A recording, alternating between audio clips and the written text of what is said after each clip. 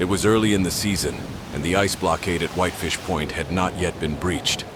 Winter had not yet loosened its grip on the upper lakes. Ships were stacking up waiting for the ice to break up so they could gain access to Lake Superior ports and start the shipping season. It was blowing a gale out of the southeast with intermittent snow squalls. As I went about my necessary but mundane tasks to maintain the light to keep it functioning and burning brightly, I had no idea that that night 22 men's lives would depend on how well I did my job that day. Point Detour Lighthouse Logbook Entry, April 30th, 1909. Southeast gale. Snow most all day. Signal in use all day. Passenger steamer Russia sank at 11 p.m. south of station with a load of merchandise. Here, cargo shifting was the cause of the accident. The gas buoy went out sometime during the early morning while it was snowing. Heavy sea running. We'll try and get out and light it. William L. Campbell.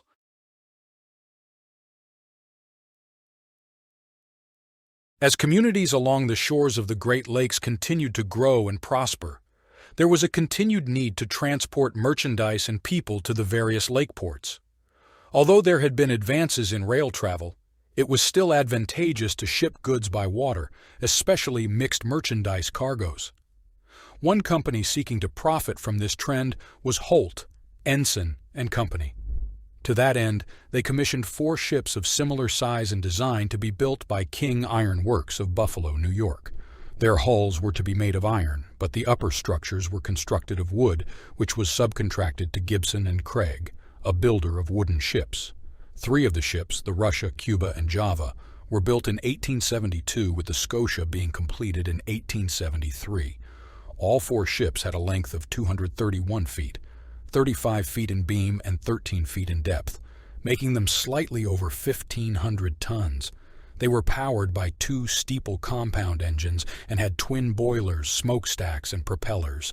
The uppermost deck consisted of cabins and could accommodate 60 to 70 passengers.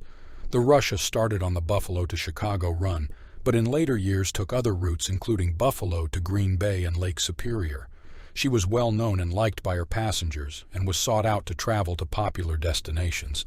She had a reputation as a staunch vessel and rode well in heavy weather, and side doors allowed for the efficient loading of diverse cargoes with quick turnarounds when in port, which translated into greater profits for her owners. With all of the Russia's advantages, she had her share of bad luck. Sailors are a suspicious lot, and an incident that occurred during her launching may have predicted her fate. Right after she launched on August 21, 1872, she drifted into shallow water and was trapped there for 2 weeks until pontoons could be put in place to free her. Then, on December 7th of that same year, she hit a rock near Bar Point in Lake Erie, and steam pumps had to be utilized until she could be repaired. Her first season was short, but not without trouble. She had several groundings over the next several years in places like Mackinac and Beaver Island, and even collided with a bridge. She had a few collisions, too, most notably with the schooner Thomas P. Sheldon in Lake George in 1886 on the St. Mary's River, wrecking the Sheldon and doing $700 worth of damage to the Russia.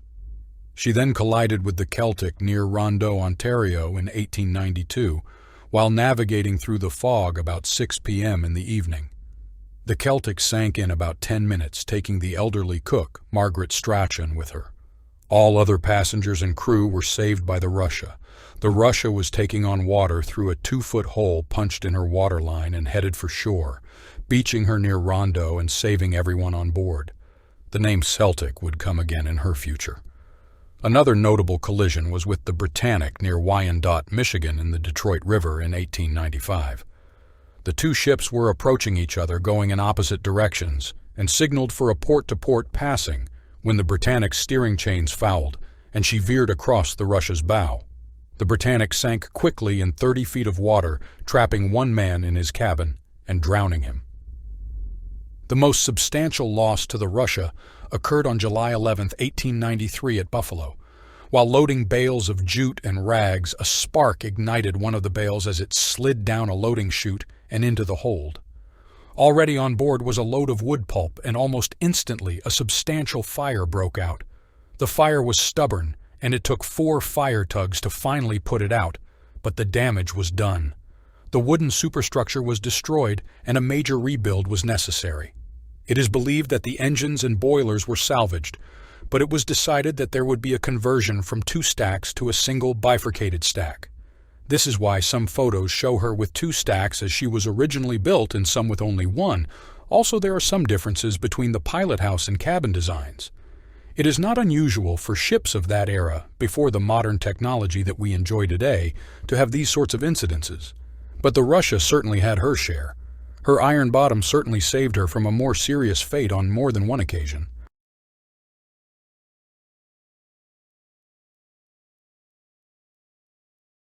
The Russia laid up in Port Huron during the winter of 1908, in preparation to start the 1909 season, which was her 37th season on the lakes. Her captain and crew were from Port Huron and started getting the ship operational in April of that year. Captain John Charles McLean had 9 years of experience as a captain and was starting his 4th year as captain of the Russia. As he was making preparations with his crew, his chief engineer informed him that his brother had just died and he needed to attend his funeral in Detroit. McLean had to quickly find a replacement and found Livingston Corner to replace his grieving chief engineer. Also, a single passenger, Alexander Mathers, who immigrated from Scotland to the United States when he was 17, made his way from his boarding house on Superior Street to join the captain and crew on their first trip of the season. He was a salesman for the McMorran Milling Company of Port Huron and had business in Duluth. McLean was timing his departure from Port Huron so that the ice blockade in Whitefish Bay would be cleared and he could proceed on to Duluth. But first, he would have to make a stop at the salt block in Port Huron to take on 6,000 barrels of salt. He would then proceed to Alpena to take on a load of bags of cement and finally clear for Duluth. He already had loaded a diverse merchandise cargo in Port Huron, such as rolled fencing, 1,000 galoshes or rubber overshoes, and it is rumored that she also had a couple of motorcycles on board which were becoming popular as a means of transportation. She left her dock for the salt block on April 23rd, but didn't leave there until April 28th after loading her cargo of salt. Although there was a sea running out of the southeast, the trip to Alpena was fairly uneventful, and once tied up at the dock of the Huron-Portland Cement Company, they loaded hundreds of bags of cement on the main deck of the ship, each weighing approximately 90 pounds. It was said that a good man at the plant could fill a bag with just 2 scoops. The wind was still blowing, and Captain McLean had to make a decision whether to leave the protection of Thunder Bay or wait until the weather moderated considering the extra weight of the cement cargo. Late in the morning on April 30th, he felt that the worst of it was over and started out for the entrance to the St. Mary's River at Detour. The trip started out well, but once they passed Presque Isle, the situation changed drastically. Her lone passenger, Alex Mathers, was later interviewed and gave his account of what happened. After lying in Alpena Friday until it was thought the storm had abated enough to warrant starting out, we threw off the lines and proceeded towards the Sioux. Towards evening the gale increased in velocity and the heavy seas pounded the Russia unmercifully, seeming to increase their force with every blow. The vessel laboured through the storm, rolling heavily. When we were well out I was lying in bed in my stateroom. After half an hour I succeeded in dozing off into a fitful sleep despite the rolling of the vessel, when suddenly I heard a roaring sound and I was thrown violently from bed. The floor of the stateroom had become an incline and I knew the vessel was either sinking or was badly listed. I hurriedly seized my overcoat and hat, having laid down with most of my clothing on, and ran to the cabin. Captain McLean ordered the lifeboats, and with the crew boarded the little boats. The detour light could be seen and we headed towards it, the seas rolling about us and threatening to swallow the small boats. Not more than 15 minutes had elapsed from the time I was thrown from bed until we were in the lifeboats. As we left the Russia we could see that she was doomed, having been listed beyond recovery. The outlines of the vessel were still to be seen when she settled aft, and in another minute sank below the waves and nothing more was seen of her.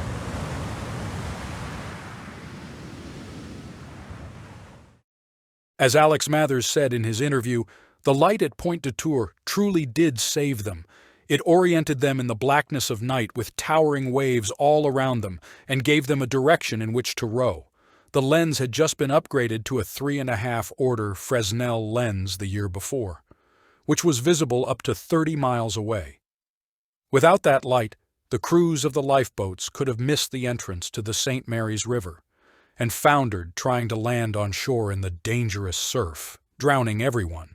Once inside the safety of the river mouth, they landed their small boats at Detour Village. Keeper William Campbell did his job well that day, and as a result, 22 lives were spared. The crew and Alex Mathers had lost everything except what was on their backs in their haste to leave the sinking ship, so the residents of Detour generously opened up their houses and attended to their every need. Captain McLean sent a telegram to his wife Maggie, letting her know that he and the crew were safe and would be heading home soon. They decided to take the Arnold Line boat, Islander, from Detour to Cheboygan, and then go by rail to Port Huron, where they arrived at 9:30 on the morning of May 4th, 4 days after the foundering. The men were all quiet and would not say much about the accident, other than to confirm that shifting of the cargo was the cause. Only a few men were able to save meager bits of their personal belongings, and Charles Hughes, a watchman, was the only one man who could draw a clothing allowance from the Seamen's Union, since he was the only one who had paid his dues for the year. McLean and his crew were touched by the kindness they received once ashore, and published a thank you to the citizens of Detour, which was signed by every crew member.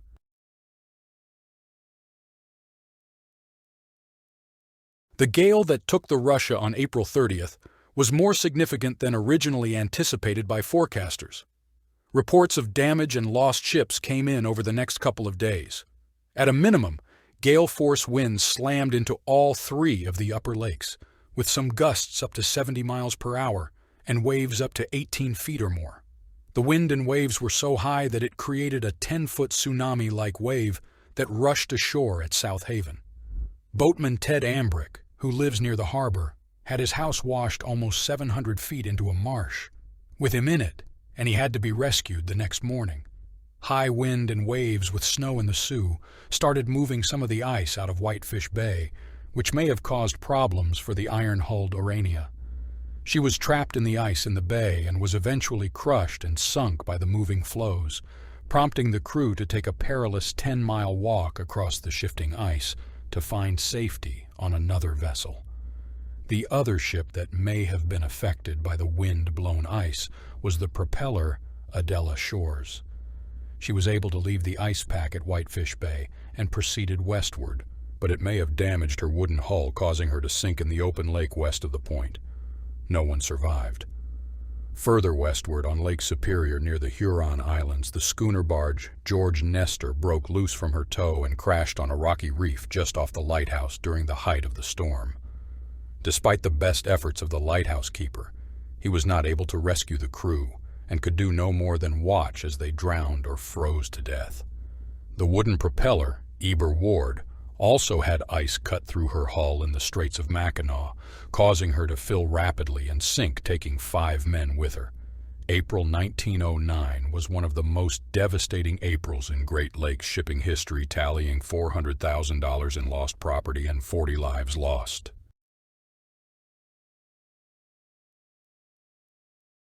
In the succeeding decades after the loss of the Russia, she became somewhat of a legend with an unmistakable mystique around her.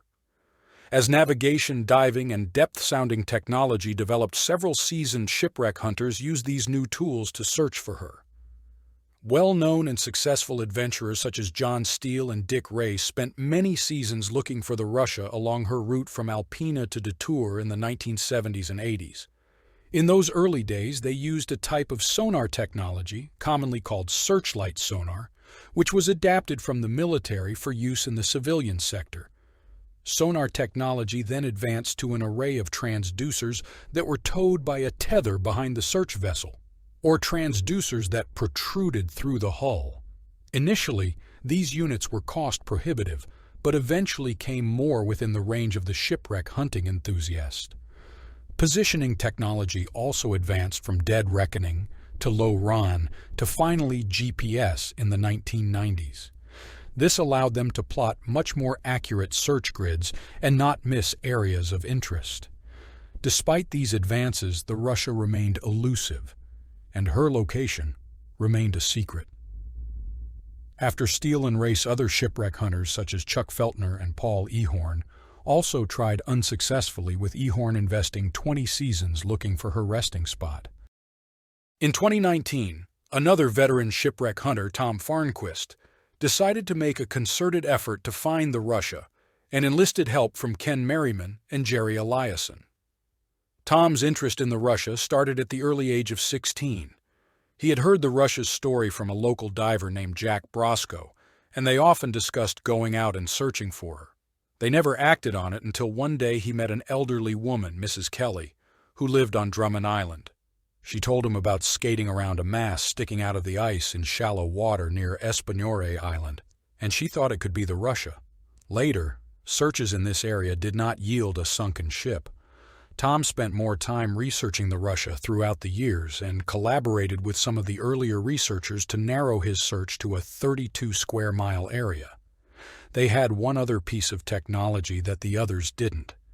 They made use of magnetic anomaly data from government surveys that would show if large amounts of iron are on the bottom, such as a ship, and the data yielded a suspicious target. Armed with this information, Tom, Ken, and Jerry set out from Detour in Ken's boat, the Hey Boy, in search of the Russia.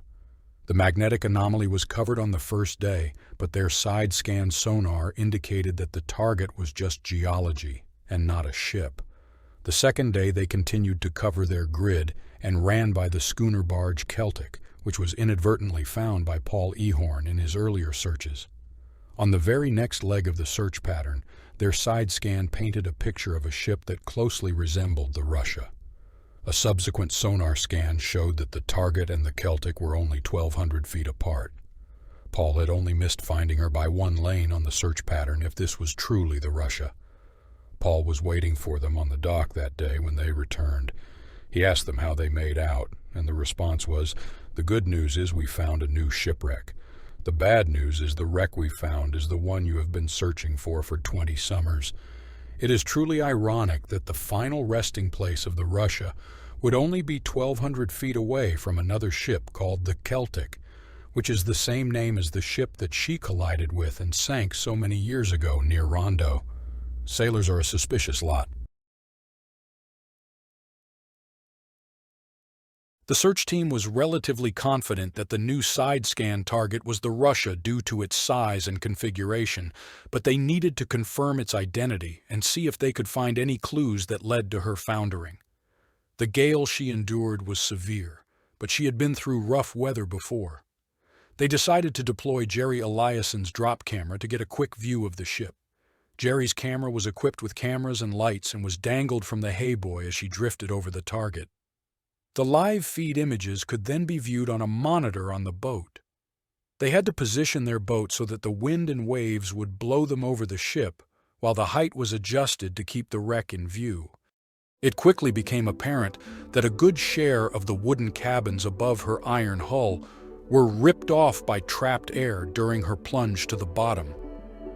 The Russia's upper works were missing from the bow all the way back to the last hatch forward of the engine room.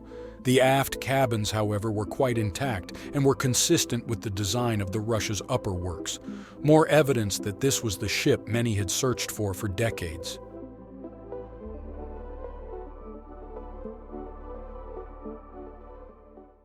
The team's next step was to document the site in its current state and see if they could deduce the reason for her sinking by making a photogrammetry model, which would provide an overall three-dimensional image of the Russia. They invited two experienced shipwreck divers and photographers, John Jansen and John Scholes, to dive the wreck, and they used both still and video photography to produce over 2,525 images, from which the model could be constructed. Now they had a model that could be looked at from all angles, and it told the story of the Russia's loss. Dropping down to the bottom near the stern, the divers confirmed that there are twin propellers, matching the Russia's configuration. Alex Mather's account of the sinking indicated that after the port and then unrecoverable starboard list, the ship settled stern first. Video shows the bottom piled up behind the propellers and the rudder hard over to port, which suggests a stern first trajectory to the bottom. Off the starboard stern, the remnants of cement bags lay on the bottom, which may have slid out the side cargo doors or were thrown overboard by the crew attempting to arrest the ship's starboard list. A vast debris field off the starboard side is seen in the side scan image, mostly consisting of cement bags, although a large target is seen at the far edge and may be the Russia's smokestack. Settling slowly by the stern also allowed the stern cabins to gradually fill with water, allowing air to escape and not rip them off the hull. Swimming along the cabins, glimpses through open doors show a jumble of wood paneling and furniture. Some of the windows still have intact panes of glass, and white paint is evident in cracks on the cabin walls. Swimming by the skylights to the engine room, the divers came across the cradles where the crew assembled to board the lifeboats and rowed ashore.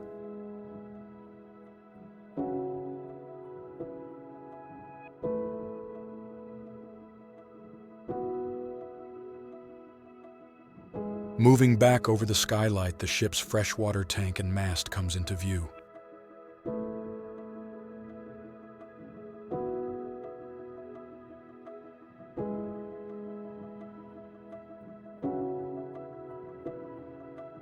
The Russia's smokestack is missing and possibly out at the edge of the debris field as indicated by the side scan image. Looking down into the cavity, the bifurcation leading to each firebox is evident, which is the modification from 2 smokestacks to 1 after the rebuild following the 1893 fire in Buffalo. A penetration of the engine room was made with entry made by way of the hatch by the cabins and through a narrow space over wooden boxes of merchandise.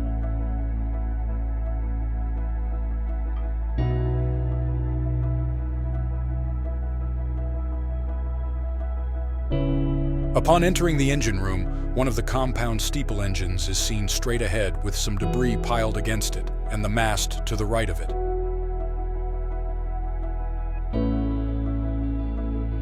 There are stools next to each engine which provided a place for the engineers to rest between tasks during their watch.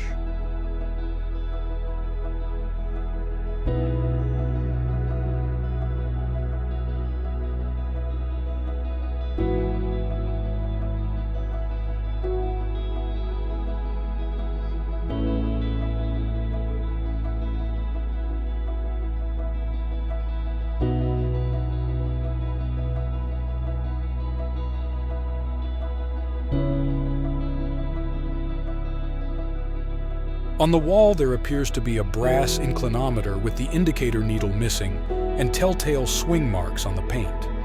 The inclinometer indicated the list the ship was experiencing, which was extreme during the storm. Moving forward to the bow, they pass by the anchors, which have slid back still attached by their chains to the windlass, further suggesting a stern first trajectory when she sank.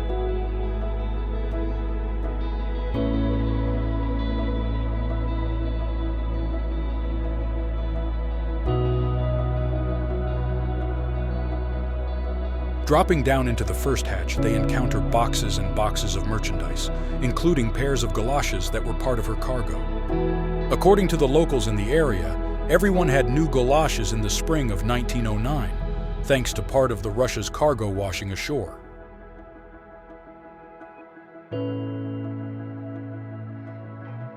Exiting the first hatch, they observe a large box from the cargo perched on top on the windlass, landing there when the ship sank.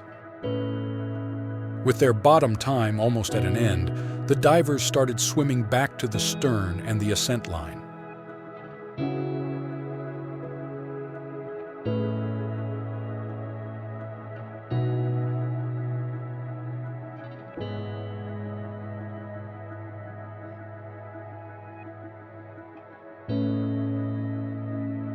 On the way, they passed by the cabin area one last time and came across a sink laying in the debris. Gliding down the walkway between the cabin and railing, They glanced in an open doorway to admire one of the ship's boilers and condensers. Another expedition to the wreck site was made in August of 2023. This time, diver Dusty Cliffman used a small 360-degree camera mounted on a pole to look into tight spaces. This technology allows the exploration of areas that aren't normally accessible.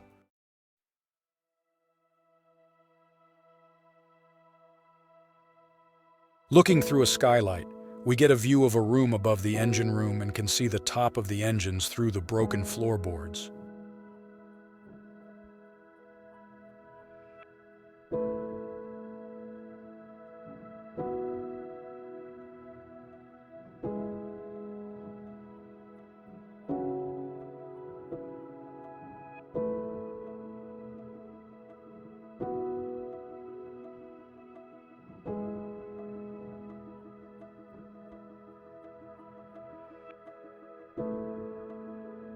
While investigating open doors and windows on the port side of the cabin area, a stairway that leads down to the engine and boiler room was discovered.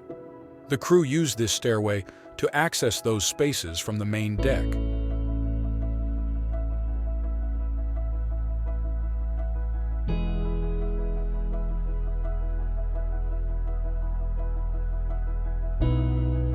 In one starboard side cabin, chairs are piled up in the middle of the floor.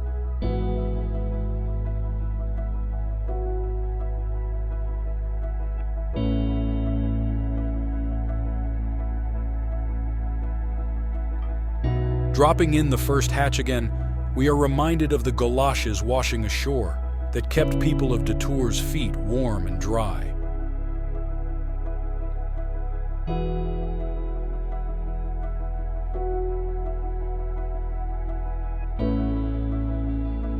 After 110 years of hiding, the Russia has finally been found and we are the richer for it.